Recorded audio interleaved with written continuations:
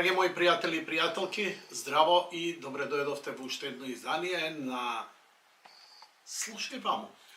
Мојата видеоколумна, редовно не редовна, редовно е барем еднаш неделно, но како се случуваат работите, понекогаш и почесто се јавуваме. Драги мои, се уште не стивнуваат реакциите од она што се случи во Соединетите Американски држави, победата на Доналд Трамп. И Доналд Трамп сам по себе и не е толку битен, иако е водечката, лидерската фигура за едно големо движење кое очекуваме дека ќе донесе позитивно нешто кај нас. Многумина замеруваат дека Доналд Трамп во неговото време нам ни го сменија името, се изврши притисок и така натаму. Една работа само да ви кажам и да сме на чисто. Како ние, македонците, се чувствуваме за името, презимето, идентитетските прашања, ова нема стигнато до Доналд Трамп тогаш.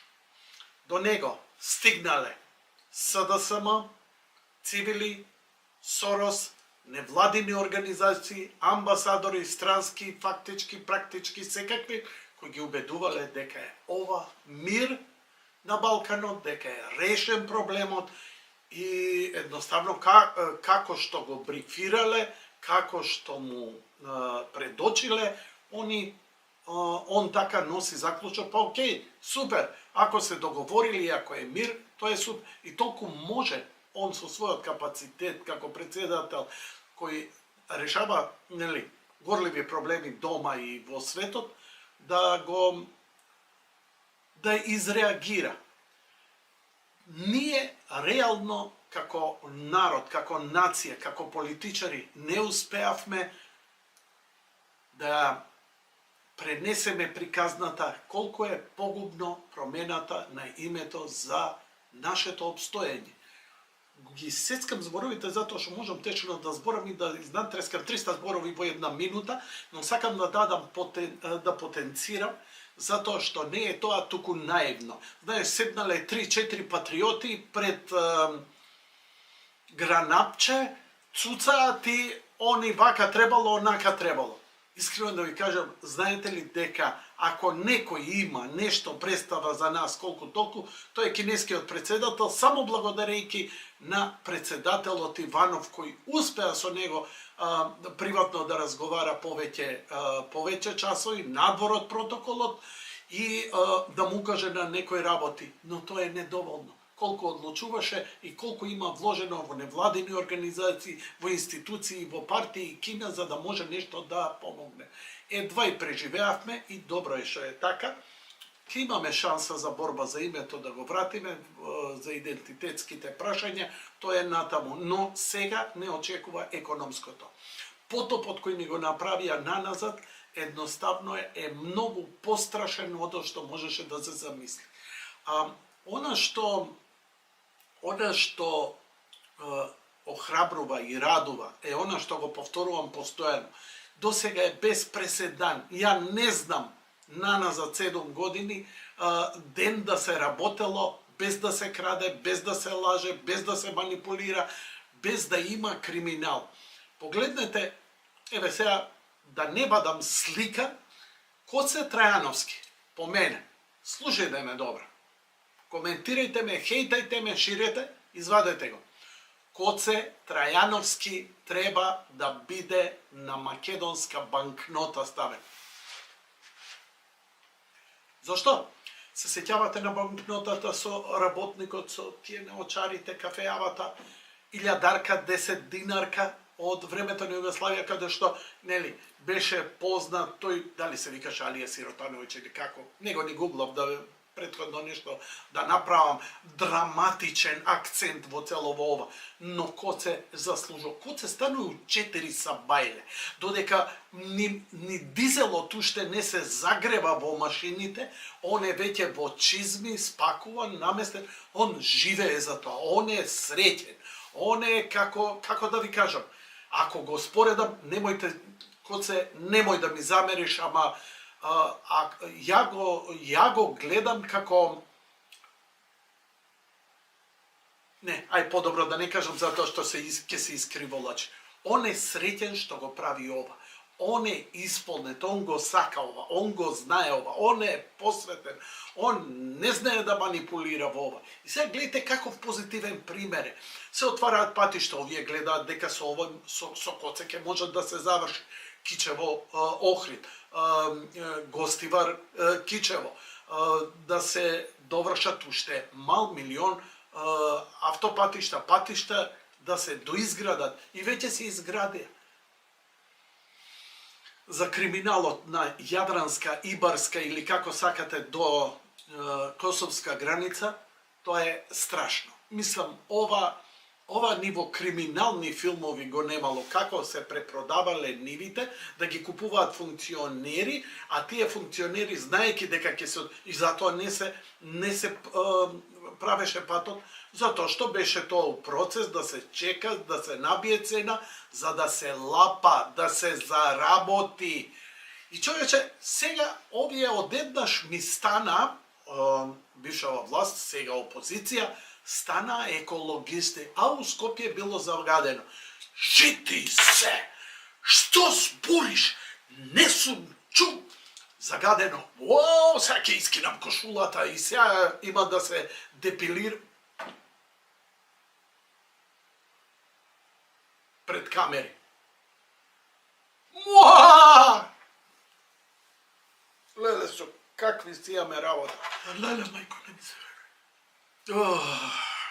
Се воздржам да не кажам некои потешки збори и сепак работам за реномиран портал во кој работат професионални новинари, иначе би се изнаел бурек за овие работи. Ајде, може би негде приватно, но надежта не пропаѓа, а главната работа, која ја очекувам во овој период, додека се решаваат овие работи и, нели, сега ботовите кои се уште имаат пари, е да секнат парите од помошта која ја добива. Ја добива од неколку страни. Ја добива директно од амбасадата на Соединетите држави, како и од европските амбасади. Ја добива од USAID, ја добива од Сорос. Трамп не е наивен овој пат и ситуацијата е очигледно многу поразлична и многу попаметно ќе се игра.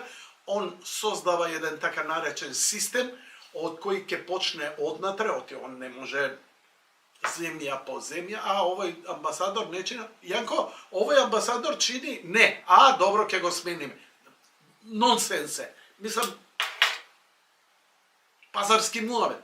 Но систем каде што ќе се контролираат парите од данешните обврзници, ќе се институционализира борбата, а Сорос е веќе таргетиран како сериозен непријател и кога неговите контакти и врски со целата администрација која има создавано со децении во, тоа е така нареченото длабока држава или мочуриштето, кога ќе се секнат парите или барем да се затегнат вентилите, што е можно помалку да се цеди, бидејќи тоа не можеш. Еве, станете вие и ја ќе ги забранам. Ајде, забрани ги. Кај ќе забраниш? Има проекти каде што животи се спасуваат за предвремено родени бебиња. Како? Све ќе прекинеш, затоа што тебе така ти дошло. Не можеш. Не можеш затоа што имаш одговорност, затоа што американскиот народ одлучил да дава помош за тоа и да дава помош за тоа. Но излажане, прелажане, тие работи, но тоа мора да биде законски и институционално. И ако биде законски, и ако биде институционално, тие пари за разноразни цивили, за разноразни шарени ботови, кога ќе секнат, тогаш ќе има мјаукање, тогаш ќе има малце поинакви муабети, тогаш поинаку ќе се случуваат работите и ќе се развиваат. Не е работата некому да се осветиме, работата е оној виртуелен свет кој ни го создадоа малце да се врати во нормала. Не можеш да ме убедуваш дека некакви трансродови джендери и што ти ја знам е побитно од семејство, од здравјето на детето, од економијата на една земја. Нивни права. Кај се моите права? Ау ти ги имаш. Како ги имам? Ми ги укинавте на секој чекор.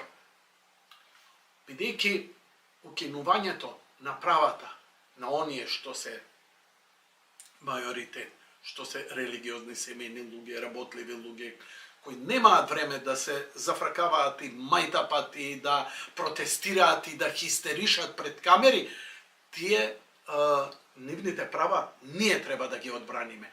Вие треба да ги одбраните. Не можеме да седиме пасивно и да чекаме. Затоа оваа борба, што нема сега јадење пуканки и чекање сеир, Мицко рече вака, Мицко рече така, ова го остварил, она не го остварил. Ниједна програма не е 100% остварена. Нешто ќе се оствари, нешто не. Но до сега што е направено? До сега е повеќе направено од што за 7 години наназад. Колку и да лаете, колку и да хейтате, тоа е ваше право. Немој да ме правите будала. Ке видиме, кога ќе секнат парите за една година, дали ќе ја пеете истата песна. И во меѓувреме мора да зајакне секторот, оној што е демохристијански, оној што е десен центар, новинари, да не се пуштаат низ вода, медиуми, затоа што сосема други владеат. Мейнстрим медиумите во Македонија, тоа е Бог да чува и да брани. Ужас, ужас, ни слобода, крајна политичка манипулација. И тоа секогаш кон власта иде. Мислам, дегутантно е. Барем биди вруќ или биди студен. Млака вода за што се користи? За блуење. Слушај ваму, драги мои, бидете така. Многу интересни времиња доаѓаат.